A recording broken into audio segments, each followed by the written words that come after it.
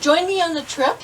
We're going to travel abroad to the island of Guam, a U.S. territory in the Mariana Islands in the Western Pacific. It is 1972. It's going to be a 5-hour flight to Honolulu, and then an 8-hour flight to Guam. Bring your seat up. Right. I was wanting to say that.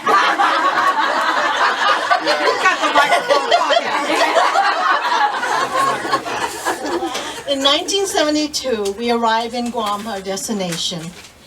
I graduated from John F. Kennedy, and I'm very honored here today to say George, who made the soup, and Fred, they're here today they live here, but they're from Guam.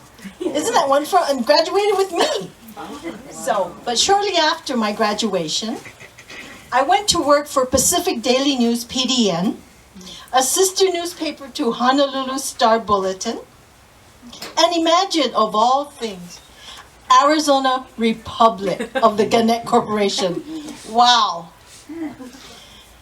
A year later, one day in 1973, Mr. Bob Udick, I finally got his name right, he's a publisher, and he calls me up to his office, and I go there, and he stands up behind his desk, and he says, Miss Claudia de Leon Guerrero Fajardo, if you become a U.S. citizen, you will earn $2.75 an hour. And I just looked at him. You are Micronesian citizenship, and you're only earning 75 cents an hour. And I did not know what to say. I returned back to my desk and couldn't wait to go home. I reached home and told my father what Mr. Bob Udick had said. And I said, imagine me, Dad. How could this be? I'm 20 years old. We all live in this one house, and I don't even know anything about citizenship. And he knew that I was getting the blood of the Filipino in my head already. So he said, Claudia, we will pray about it. I said, pray?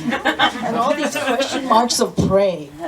And then I sat down, and he began to tell me to say, you were born in the island of Saipan, north of in the Mariana Island. At 3 months old, our family moved to the Marshall Islands, Majuro, because he had taken a job with the Trust Territory government of the U.S. administration at that time. And I heard about it, but I wasn't quite sure of any of this thing, because parents don't tell children about things. And then he began to tell me significant things. When you were 1 year old, the U.S. tested the H-bomb on Bikini Island. Thank God that we were 439 miles away in distance, so we were okay. And he began to say, I'm Filipino citizenship.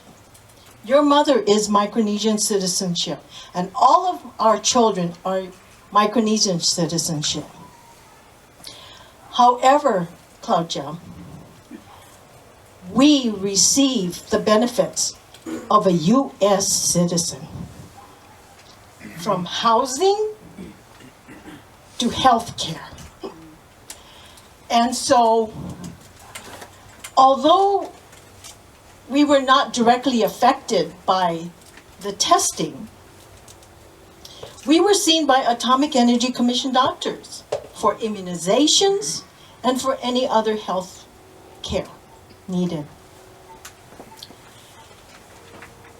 And he said, and within the time span of 10 years that we live in the Marshall Islands, all of your brothers and sisters were born there. But we had the benefits of being a U.S. citizen. We had it all. Several years later, after 10 years, in 1964, we moved to Truk, now known as Chuk, state of Federated States of Micronesia. And it is not the flying squirrel monster. Oh no, what is it? Flying spaghetti. Oh, it's flying spaghetti monster. FSM. it's Federated States of Micronesia. Not the other one. Months later, after we settled in, another benefit was granted to our family. We were given our green cards. When my father retired, we moved to Guam. First to Saipan, then to Guam. And that's, now we're going, another benefit, and I'm like, wow. And I think, and I look back and I hear his voice and I figured, I guess that's why I did not have to worry or think about it or to know what my citizenship is, because my parents took care of it and we had it all growing up. Fast forwarding now, we're back in 1973.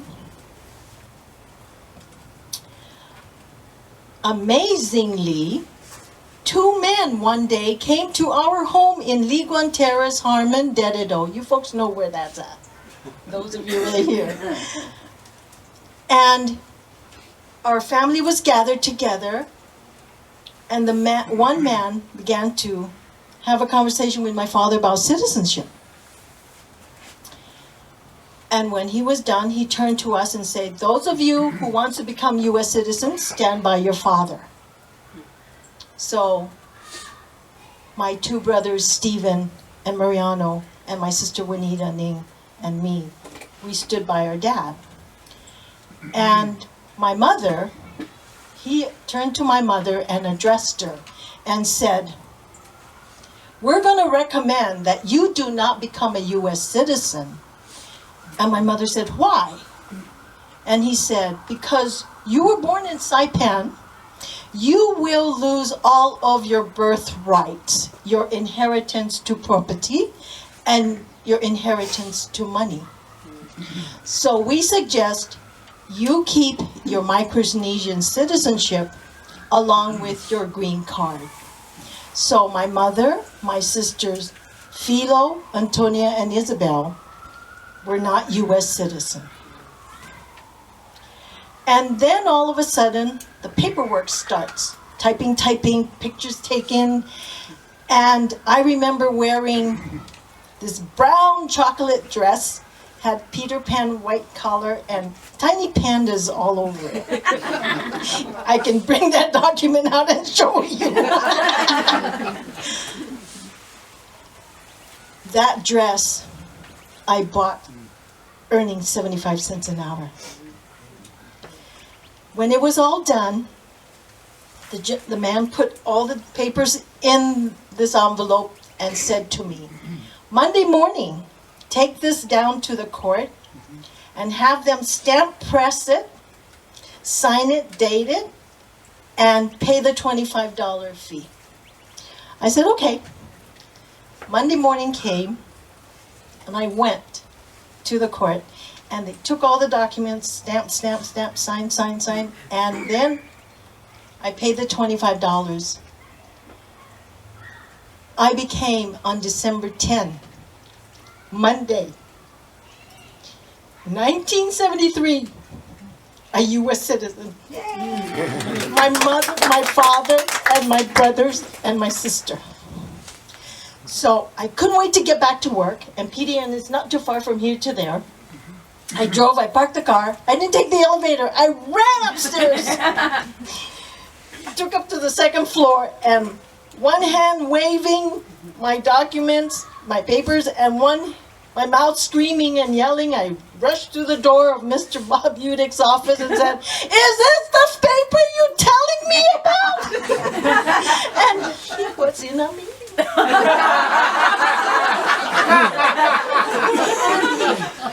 He smiled. Very gracious man from Rochester, New York. And he excused himself, and I followed him to his desk like this. And he picked up the phone, and dialed this number, and he said, Pete. And I knew at that time he called the 4th floor accounting department.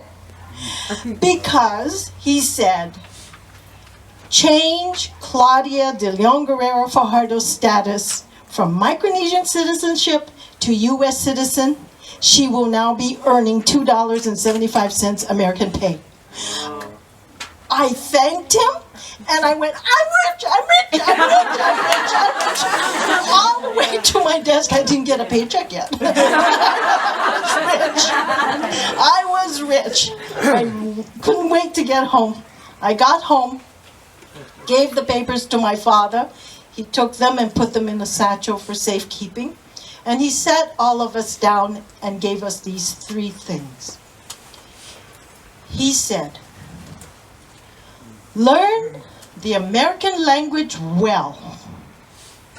Respect the American laws. And last of all, never, ever, ever forget, you are a Pacific Islander and now an American citizen. Share your culture in your home.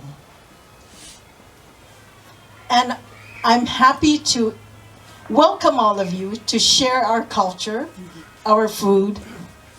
But wait, that's not the end. Remember when my father said, let's pray about it? When I was going to do this story, I made a long distance call to my sister back home and said, Ning, do you remember what took place that day when we were going to become American citizens? He said, all I know is I got dressed up. But then I said, no, Ning, there's more serious things. What is this all about? He goes, Claude, remember? They call me Claude. Daddy did everything on his own.